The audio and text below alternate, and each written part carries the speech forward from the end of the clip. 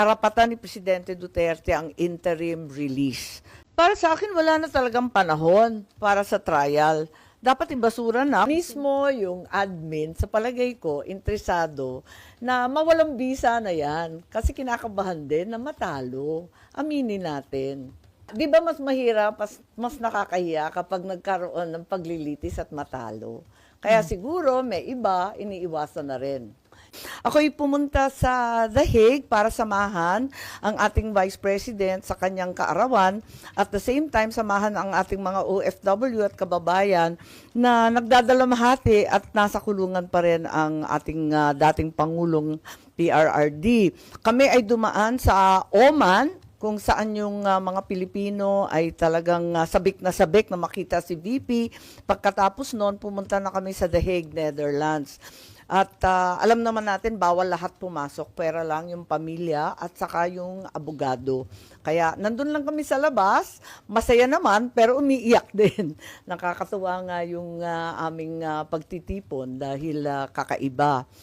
Grabe ang suporta ng mga OFW natin na nagdatingan. Yung iba galing London, galing sa Belgium, galing sa Spain. Yung iba mga napakalayo pa ng pinanggalingan. Galing Hong Kong, Pilipinas. Pati yung mga amo nila, nagugulat ako, sumusuporta sa pagprotesta ng mga Pilipino sa The Hague. Mismong amo nila ng mga Dutch ang gumagastos, nagpapagawa ng mga t-shirt, ng mga hoodie, at matindi na pinapayagan sila mag-day off para lang pumunta doon sa tinatawag na Duterte Street. Ganon katindi ang pagmamahal at suporta nila para sa ating dating Pangulo at pati na rin para sa ating ikalawang Pangulo. Kaya kinukumusta namin sila at sila mismo nagluluto, nagsasalo-salo doon kahit hindi makita si PRRD.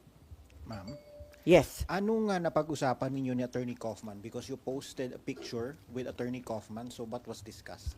Well, first time ko siya ma-meet, kaya meet and greet lang kami at nagkamustahan lang kami doon at sinubaybayan pala niya yung ating mga hearing dito sa Senado at nagpasalamat tungkol sa nangyari kay Tatay Digong.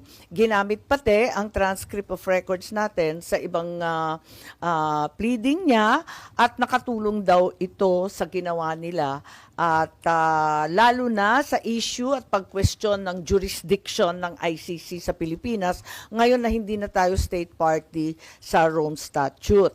At hindi ako makakomento sa iba't iba pang mga plano nila na pinag-usapan, ngunit talagang matindi ang laban ni PRRD at nakabuo na sila ng legal team. Sir, ma'am, meron bang binigay kahit naman lang kahit anong pag-asa or update kung makakauwi ba ang dating Pangulo or not? Yes, the good news is the attorney Nick Kaufman is very gung-ho. Talagang pinipilit niya na karapatan ni Presidente Duterte ang interim release. Talagang sinasabi niya na talagang ipaglalaban niya ng matindi ang jurisdiction, ang lack of jurisdiction ng ICC. So, yun talaga maliwanag. Loud and clear yun sa kanila.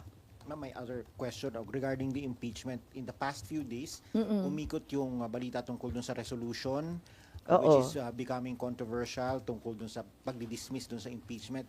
Kayo po ba meron kayong sariling version? Kasi kahapon si Senator De La Rosa admitted na meron siya.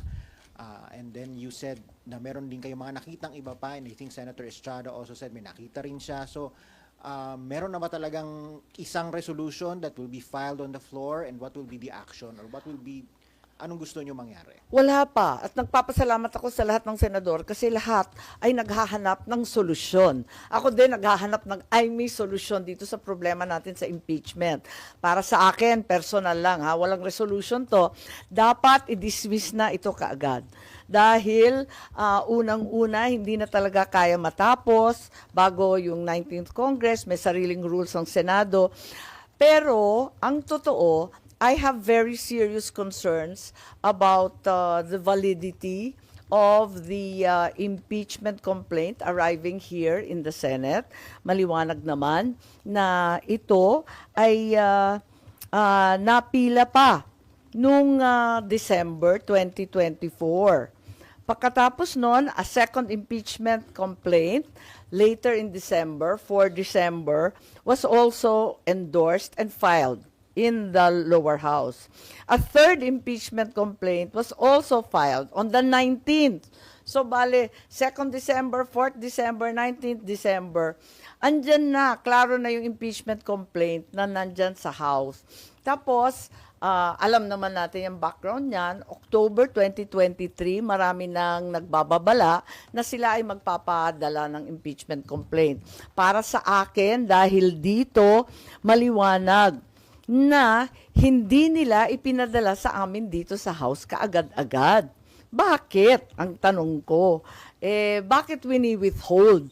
Kung wini-withhold nila, abay sila pala ang nagpatagal nitong lahat. Despite the lapse of 2 months, no action was taken to transmit to the Senate or refer any of the first 3 verified complaints. Only on the 5th of February, a 4th impeachment complaint was endorsed and signed and finally sent to the Senate. So, para sa akin, kinakailangan alamin kung tama rin ang ginawa ng Kongreso. Sinasabi nila dinelay ng Senado. Ang akin, teka muna, sino ba talaga ang nag-delay niyan? At ngayon, violative na of the 1-year ban on filing impeachments. Ma'am, do you think it will cross over to the 20th Congress? Hindi nga ako naniniwala dyan kasi may ruling naman, may rules ang Senado. All pending matters and proceedings shall terminate upon the expiration of one Congress, may be taken up by the succeeding Congress as if presented for the first time. Klaro naman sa atin, kapag nagtapos sa June 11, ang 19th Congress, dapat mag-file ulit ang House of Representatives ng panibagong articles of impeachment. Tulad ng lahat ng ating mga batas, umaabot ng third reading, pag kinapos ang oras, back to square one. Ma'am, anong sagot nyo dun sa UP Law faculty, I think Senator De Lima, Senator Drilon, all of these other people who are insisting that you should conduct the trial in accordance with the Constitution dahil nga sabi forthwith? Palagay ko, mas importante sa iisang salita na forthwith, ang malawakang kapangyarihan na binibigay ng ating saligang batas sa Senado. So, sa palagay ko, maraming otoridad na nagsasabi hindi pwede at ginagalang natin sila, pero sa kabila nun, ang pinakamaliwanag, ang Senado, ang may kapangyarihan magdesisyon kung ano talaga. Para sa akin, kaduda-duda ang validity, ang tamang pagpadala at endorsement ng Congress. So, depende yan. Mauuwi sa botohan. Dahil alam naman natin, ang impeachment, hindi naman siya legal. It is a fundamentally political process. And it is an effort by politicians to find accountability, di ba? Kaya, ayun, ang kapangyarihan nasa kamay talaga ng Senado. Ma'am, sabi nyo, dapat ma-dismiss na agad itong impeachment. Paano at kailan? Kasi on June 11, nakaschedule kayo para dun sa presentation ng articles of impeachment at pag-convene ng impeachment court. Ibig sabihin, para sa inyo, hindi na dapat umabot sa punto na yon? Dapat i-dismiss na agad? Para sa akin, wala na talagang panahon para sa trial. Dapat ibasura na kung gusto talaga ng House of Representatives, wala namang problema. Pwede silang magpila ulit, subject to the 1-year ban. That seems very, very clear to me. So, anong mangyayari, ma'am?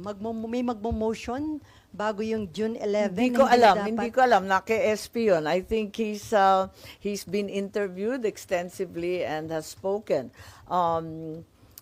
copiously about the different possibilities. Marami pang iba't ibang posibilidad. Kaya pinag-aaralan ng maigi. At ako nga, kinukumpirma ko na itong mga drafts na to, siguro effort ng bawat senador na makahanap ng solusyon para sa tamang proseso. Yung pinakasang-ayon sa batas, pinakamabilis, pinakaklaro. Kasi may mga nagsasabi na anumang legal issues o anumang issue concerning impeachment, dapat pag-usapan yun kapag nag-convene na kayo as impeachment court. Parang hindi nyo pwedeng pag-usapan during your plenary session, yung legislative session. Oo, maraming nagsasabi noon, pero yung pakiwari ko kasi, yung validity mismo na pagpapadala ng House of Representatives sa amin, kine-question ko eh. Kasi, bakit ganon? Postpone sila ng postpone, tapos hinuli talaga sa last day. Tapos kami ang sisisihin, nagde-delay. Teka nga, tignan ninyo yung mga datos. So ma'am, sa inyong office, na-establish nyo na invalid yung na-transmit o na-submit na articles of Well, impeachment isang sa Senate? argumento yon. Maraming ang argumento. Kaya nga, inaanyayahan ko na mag-caucus ang lahat ng senador para maisaayos. Kasi narinig naman natin, iba naman yung opinion ng ating minority leader, si Senator Ontiveros. Pagkatapos may sariling kaisipan rin si Senator Tolentino. Nagdebate na sila sa floor. Hindi na kami sumali pagkat ang bawat senador may ibang ideya rin. Ma'am, dun sa ilang mga resolution seeking dismissal ng impeachment complaint against BP Sara, aside dun sa office ni Senator Bato, sino pa po yung merong resolution? Hindi ko alam. Marami kasing draft na pinapakita sa amin. Pero At office kanya-kanyang niyo walang ideya. sariling draft. Yung office niyo Actually, pagkatapos nun, meron pa eh. Marami pang iba eh. pero lahat from the office of Senator Bato? Or No. Iba-iba. Ay, hindi ko nga alam kung sino. Kasi nga, minsan, di ba nag-uusap-usap kami sa floor, tapos ilalatag, isusulat kung anong maayos. Joint effort lahat. May iba pa pala, Sen? Ay, oo, Ilan marami na yung nakita nyo? Yung linabas sa media, parang ikatlo na yata yun. Tapos mula noon, meron pa akong nakitang iba. Dalawa pa yata. Ma'am? So may 5 kayo, ma'am, na Ha? nakita? There are at Hindi least ko na 5. maalala. Hindi ko na maalala. Kasi yung iba, bahagya lang. Di ba, nag-e-effort mag-draft. Ganyan naman talaga ang lawmaking. Pero ma'am, sinong Ay, sige. Sorry. Parang, Sen, sabi nyo, Group effort. Parang group effort based on chismis. Pero Sounds sinong nasa familiar group? ba? Ma'am, Nauso yun eh. Ano yun, Sinong Duterte nasa Black group? ba, ma'am? May Hindi. group effort? Hindi. sorry ma'am, iano ko lang, Sen, ha? So parang third na kasi Hindi. nakita ninyo. Alam mo, tuwing may panukala, lahat talaga tulong-tulong. Ganon talaga yun. At walang kinalaman sa partido, sa Duterte 5, sa kung sino-sino. Talagang lahat ay interesado. Kailan nyo napansin? Mismo yung admin, sa palagay ko, interesado na mawalang bisa na yan. Kasi kinakabahan din na matalo. Aminin natin. So hindi lang po mga Hindi. opo, pero pati mga taga-admin ayaw nang maituloy to, Sen. Kaya kasama sila dun sa Yun lang ang nagda-draft ng duda. mga Yun lang ang suspecha ko. So, ano yun, ma'am? Basta na lang yung... Hindi di ba mas mahirap, mas nakakahiya kapag nagkaroon ng paglilitis at matalo. Kaya siguro may iba iniiwasan na rin. So, ma'am, ba't maraming draft resolution? Kasi... Lahat hindi sila- naghahanap ng solusyon kung paano gagawin to, kung papatawirin hanggang sa 20th Congress, kung magkukumpuni ng impeachment court, kung iiwasan na yon, i-dismiss outright, kung ano ang ibig sabihin ng forthwith, at kung talagang nag-delay yung Congress at violation na ito ng 1-year ban. Lahat kami talagang naghahanap ng solusyon. Nakakasunog na lang kilay ito gabi-gabi, sa totoo lang. Walang maliwanag kasi yun nga, tulad ng sinabi ko kanina, the reality is the Constitution gives the Senate great breadth and leeway to formulate its own rules in what is essentially an exercise in political accountability. Hence, it's but right that the politicians and those elected by the people formulate their own rules and pass judgment. Ma'am, ba't yung mga nakikita namin na copy o draft ng resolution, walang nakalagay sino yung author o nag-introduce dahil hindi pa confident yung... Hindi, I think nakita naman at pinakita dun sa metadata, COS ni Senator Bato yung pinakita. Pero doon sa nag-introduce or author, walang pangalan. No, but it's very clear. It's the COS of Attorney Joanne, yung COS ni Senator Bato. At sinabi niya nang galing sa office niya. So, Sen, you mean, Palagay ko wala namang masama doon. Lahat talaga nag-e-effort na maghanap ng liwanag sa dilim. Pero ma'am, sabi niyo po group effort.